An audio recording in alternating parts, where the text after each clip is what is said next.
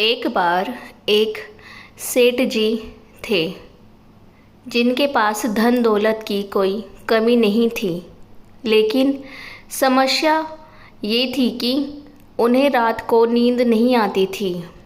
दिन भर वो काम में व्यस्त रहते, लेकिन रात होते ही उन्हें बेचैनी सी होने लगती थी, जिसकी वजह से वो सो नहीं पाते थे।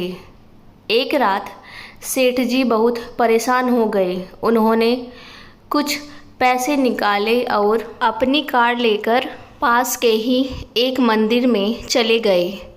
कुछ देर भगवान के पास बैठे तो उन्हें थोड़ा सुकून मिला।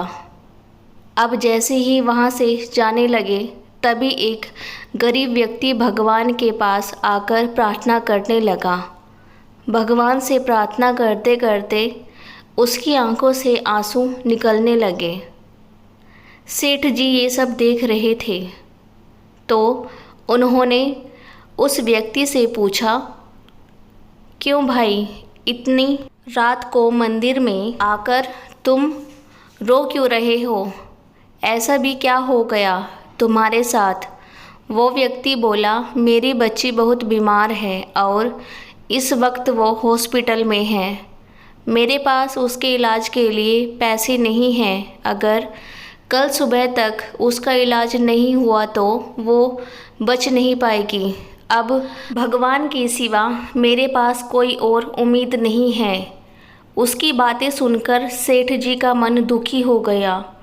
वो सोचने लगे कि एक मैं हूँ जो दिन भर पैसे कमाकर भी सुकून की नींद नहीं ले पाता और भगवान के पास आता हूँ, और एक ये है जो अपनी बेटी की ज़िंदगी मांगने के लिए अपना सब कुछ छोड़कर भगवान के पास आया है।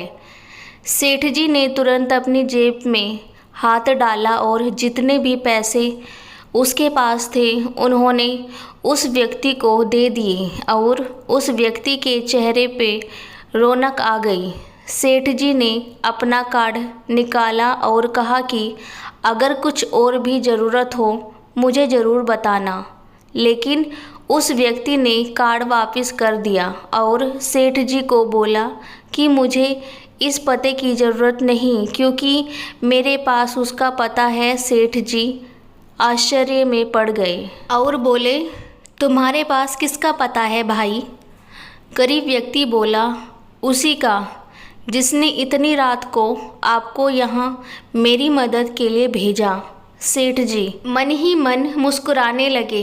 उस गरीब आदमी की मदद करके सेठ जी का मन बहुत हल्का हो गया और उनकी बेचैनी भी कम हो गई।